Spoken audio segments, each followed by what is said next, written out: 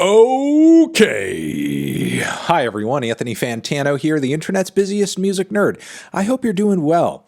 I'm coming on here to talk about a good friend of mine in the music industry. We're bros, we're besties, we're buds. Really on a first name basis, but I prefer to call him Eddie Baby. That's, sort of the funny little nickname that him and I have, aka Ed Sheeran.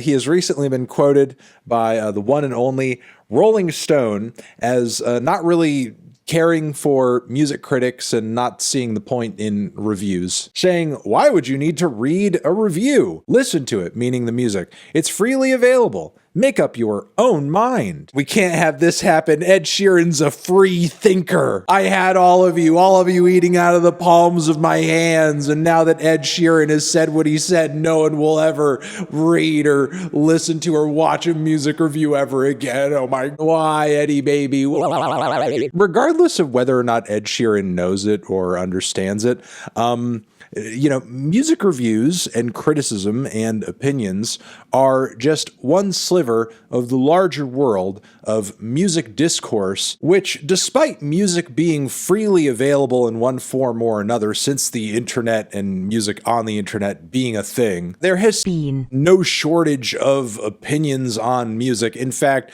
you could argue since the heydays of Spin and Rolling Stone and so on and so forth, there's more opinions than ever on the internet about music. That's so weird. That goes totally against Edward's logic. I mean, with music being so freely available, why are there so many damn opinions and people reading them and listening to them and watching them? What's going on here? It's like almost as if humans validate our experiences based on the experiences of others, and communicating to each other about art and various ways of interpreting art is just one of the ways we do that. And of course, art itself, all forms of art, is a way of interpreting the world and communicating that interpretation to an audience of people. But of course, Ed wouldn't see music that way because he doesn't write music with that intent. He produces a bland acoustic boy opiate for the masses. If it wasn't for the collective sharing in ideas and perspectives and opinions and philosophies about life and art and music,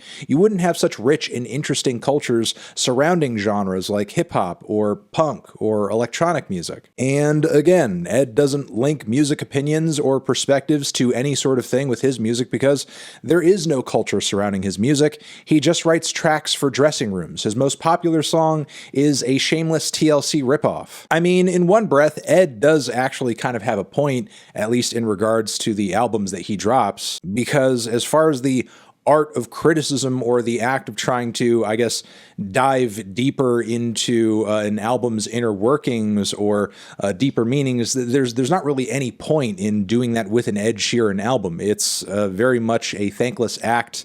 It's a fruitless endeavor. You're never going to go into the process of reviewing an Ed Sheeran album and find some hidden conceptual gem lying beneath the surface. What you're more likely to get is a song where you have to hear Cardi B rapping about him having jungle fever. So again, insofar as we're talking about Ed's music itself, I agree. However, me and pretty much every other music publication out there are at the mercy of the music industry and what it decides to popularize and promote, and also SEO on the internet, various social media algorithms that basically put us in a position, if we want to have a successful business model, we do have to review some really bland, uninspired, mindless pop singer-songwriter bullshit every once in a while. I just feel fortunate that I'm in a position that when I hear an Ed Sheeran album, I can genuinely and honestly come on camera and say, hey, this is piss. I don't need to pretend that it's good to curry anyone's favor. I'll make a final point here as well and say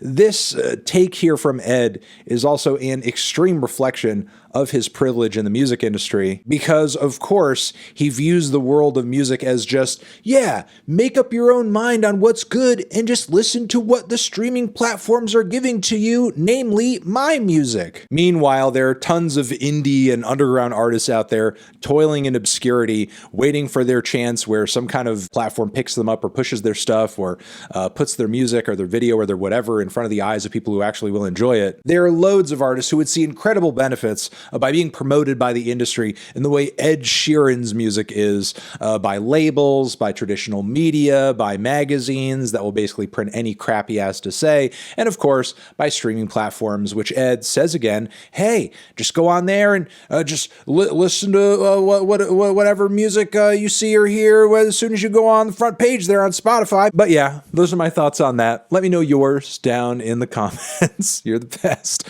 Love you. Mwah, mwah, mwah, mwah, mwah. Anthony Fantano, Eddie Baby, forever.